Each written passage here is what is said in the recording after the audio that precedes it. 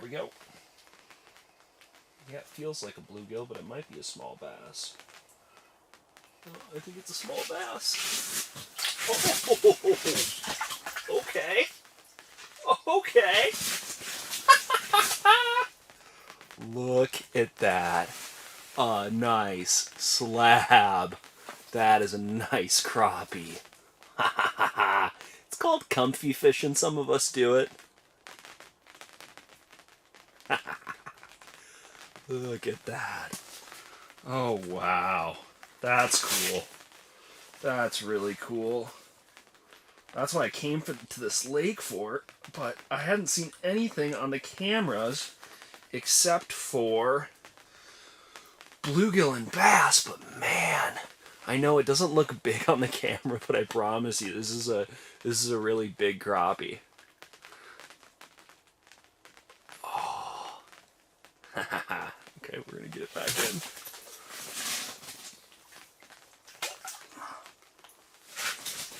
I thought it was another bass. Oh, that's what I love about our multi-species combos. You can literally just catch anything on it. I mean, I'm just rotating bass, bluegill, crappie. Doesn't matter. 4 to 6 pound test. Medium light, multi-species combo. Just every time. Okay, let's go over location real quick. You can see where I'm positioned right now. This is where I set up my shack. When it's spring or not spring or fall, when it is early ice and late ice, when the ice is kind of thin, around 5 to 6 inches, crappie are going to be shallow and they're going to be by the weeds. And so I like to fish in, maybe 5 to 10 feet of water with really thick weeds and fish right above the weeds. And then later on in the season, when the oxygen levels get low, they usually move over to the basin and they stratify. And so that means that, they're going to be anywhere between, let's say, this basin here is 55 feet down. They're going to be anywhere between, the very bottom to the middle to the top. Typically, they're going to be in the bottom 2/3 or the top 2/3. They're not going to be, right below the ice or right above the bottom, but I have seen them be right below the ice. So when they're stratified like that, make sure that you're covering a lot of water in your jigging. We're going to talk about jigging in a little bit. And then, general patterns, regardless of the conditions, they typically start their early morning hours, or let's start with late evening. Late evening, they come in from the basin. They're typically going to go like this. They're going to slowly move in like this.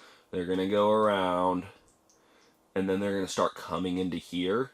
And this is going to be 8 o'clock, 6 to 8 o'clock. They're going to start going on these steep transitions, and so I'd catch them on the transitions if I'm fishing low light hours, and then right when it gets dark, I want to be here at around 10 to 15 feet where the weed line starts and be right on the edge of that. So they're going to be feeding in here on this sunken island here throughout the night, and then they're going to move back out and back into the basin middle of the day. Right, and so you're gonna still catch them here in the weeds up until 9 or 10 o'clock, and then it's gonna shut off. They're not gonna be there anymore, and they're gonna come out here and they're gonna stratify. So if you're staying up late and catching them, I'd set up my shack here, and then middle of the day I'd move over on foot. Don't bring much, and just drill a bunch of holes and try finding them. They're gonna be moving around a lot. So that's it. That's how I'm positioning myself.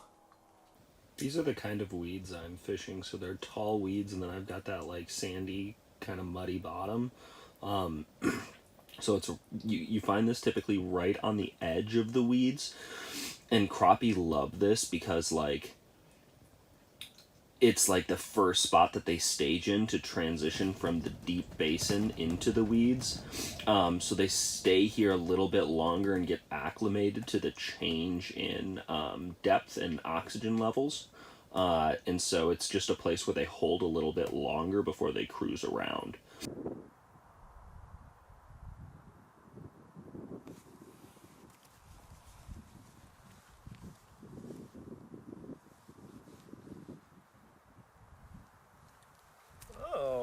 decent sized crappie. Not as big as the last ones, but still a fun little multi-species day. Why are you curling like that? Anyways, decent crappie. Ooh, I would start to get some of these if I just kept weaving through the bluegill. Not bluegill, red ears, but still, same thing, pretty much. Talk about bait real quick. If I'm in the Midwest and fishing for crappie, I love using crappie minnows. So like, I would use a crappie minnow head. I would tip it onto this flutter spoon, and this is what I've caught most of my really big crappie on when I am fishing in the Midwest. And then my dead stick, which would just be like sitting there next to my hole, would be this demon jig, and I would have a full crappie minnow on it. Now, I'm in Washington State. I can't have minnows out here, so we're only using waxies. If I'm using waxies, I ball them up. I get a bunch of them on here, and I drop it down. I've just noticed on the camera that I've set recording and things like that, that, like, for some reason on the dead sticks, they don't like a lone waxy. They like a big ball. Also, if I'm in the Midwest, I like these marabou jigs with a leech on them, and so this gives it a little bit more profile. It's supposed to mimic a leech, and then having it tipped with a live leech. I would use a small leech, and that's really great for the dead stick. So those are my two dead stick options. Because I'm here in Washington, and I am only using waxies, I like to use a plastic on a jig head with two waxies tipped to it. A lot of times they'll just grab one of them and it'll pop off, but you'll still have another one on there. So that's kind of my method to the madness. You're not going to see me using a 2-pole today because I'm managing a lot with the cameras and the underwater camera and things like that. So if you're really focused on fishing, you should have a 2-pole approach. It's super important because they typically come in like 2 to 3 fish come in, and a lot of times when you're driving one up, a second one will hit the dead stick. Or if you miss, they'll circle back and they'll hit the dead stick. Also, just some days you don't know what the bite's going to be like. It could just be really light and they just want to hit the dead stick. So I really like having 2 poles when I'm highly focused on crappie fishing. So for a crappie rod and reel, I really like our multi-species combo for this because it's a medium light. And I would really recommend a medium light on there. So you can fish larger lures if you want to target bigger ones, but it's still super, super sensitive. And then what I spool it up with, if I'm only focused on crappie, I'm going to spool it up with 4-pound test. But if I'm fishing for like a bunch of different fish, and I know like in here I caught a couple really big bass, I'm happy I have 6-pound on.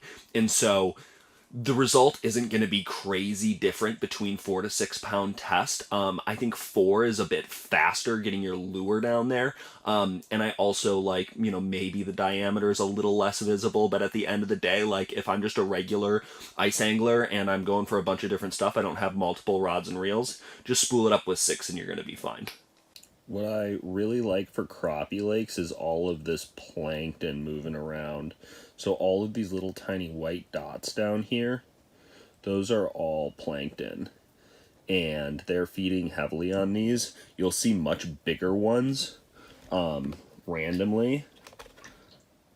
Yeah, especially when we get down to the weeds here, you can see some bigger ones. And that's really what they're feeding on. So that really helps, you know, make this a solid body of water. I would, if I'm looking for crappie lakes on my scouting, I would bop around with holes and see how many of these there are in the water.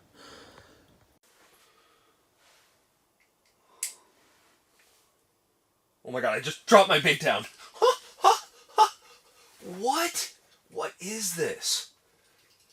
Jeez, I'm dropping the bait down and I just see it shoot up on the flasher. Oh, that is a horse. Oh, as Uncut Angling Aaron Weeb would say, that is a horse. Oh my god, look at the color on him. Oh, just beautiful. Look at that. That is a big, healthy humpback crappie. Oh, look at the mouth on it. Oh, That is a nice, healthy fish. My goodness. Just a beast of the bottom.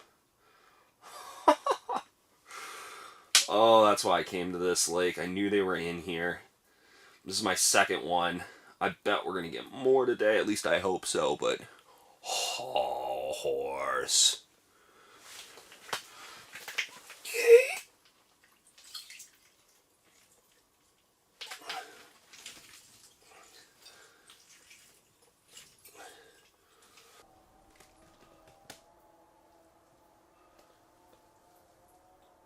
Okay, let's talk about crappie jigging cadence. And I'm in here in this shelter right now because it is windy outside. So I'm kind of crouched down to show you guys what I'm doing jigging wise. But when I am fishing shallow early and late season, or if it's early to late light hours, I'm fishing on the weeds, and I'm fishing between 10 and 20 feet of water. If the 20 feet sports weeds, great. But typically in that like 12 to 15 foot range. And hopefully the weeds are about 6 to 7 feet off the bottom. And then I'm jigging like 2 to 3 feet above those weeds. And so I'll start and I'll go into the weeds, you know, and then I'll pull up and I'll get up above the weeds. And so what I'm trying to do is I'm trying to pull any of the crappie that come in near the bottom up, because it's going to be really hard for me to play the fish when I can't see my lure on my flasher and the fish relative to my lure. So I'm still bringing it down to the weeds, but I'm spending the majority of my time pulling them up and calling them in. Now when they're on the move, which they should be when I'm fishing in the weeds, they could come in anywhere in the water column. So they're typically going to come in somewhere between like, I don't know, like a foot or two from the top of the weeds, and then they come in. And so what I'm typically doing, right, is I'm jigging up in that kind of 2 to 3 foot range and spending most of my time either jigging 2 to 3 feet on the top of the weeds, in the weeds, or 2 to 3 feet above the weeds. So that kind of like 6 foot area is where I'm spending most of my time jigging. And so I'm typically doing like bigger swoops, jiggling in place, and then when I see action happening in the weeds, so the weeds are changing colors and they're looking like red, then I might lower it down and slow things down a little bit. And then when I see movement, I'm going to bring my rod tip up. So like that is kind of the whole moral of the story, is pulling these fish out and then leading them up, because crappie love to feed upwards. And so what they're going to be doing is like, you're going to bring them in. I wouldn't say necessarily just like jiggle in place when you see them. I want you to like drive them upwards about 4 to 5 feet and pause. And that'll typically make them shoot up and come in and grab it. And so when they do grab it, you'll feel a tap, but then your line will typically go slack. So it'll look like this. I drove them up, I paused. It's going to go like this, and then it's going to go like this. And you're going to be like, oh no, like I didn't set the hook. That's okay. Let him take the bite, and then while he, like milliseconds after he takes the bite, raise your rod tip up, because they're going and they're biting it, and then they're still going upwards, because crappie just kind of keep going like this after they feed. So you want to keep driving it up after you get that bite, and then put a little bit of backbone into it. You're going to see me multiple times kind of mess this up, being like, oh no, I lost him. Oh no, he's there. A spring bobber can help. If you're doing a bunch of different multi-species type things while you're fishing for crappie, spring bobbers are kind of annoying. But they do help, because that spring is going to go up and down, so you can see when it's driving upwards. So that's how I'm doing it in these weeds. Now when I'm fishing the deeper basin, I'm covering a lot more water with my jigs. So I am, going from 5 feet below the ice to 20 feet below the ice to 40 feet below the ice, and typically those deeper basins are going to be around 50 to 60 feet. And I'm covering them in like 4 to 5 foot swoops, all throughout the water column. I'm working the bottom, and then I'm working the middle, then I'm working the top. And then what'll happen is like I'm trying to call in fish, And those crappie are going to school up when they're in that deeper basin, and they're all going to kind of come in a general range, right? And you're going to see like 3 to 4 marks come in that range. Then you move your lure over there, and you're trying to get about a foot or 2 up above the very top one. And so this is important. When that happens, don't just place it right in the middle of them.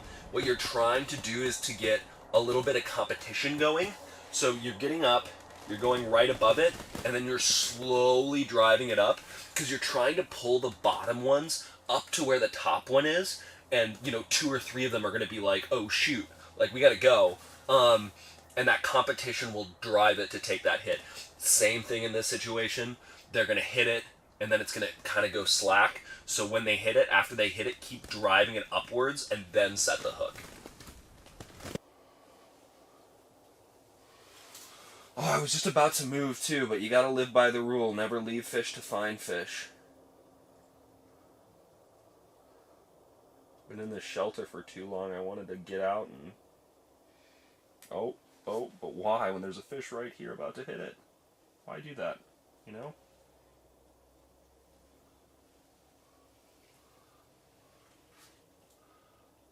Oh, he's charging. Got him. Feels like a bass.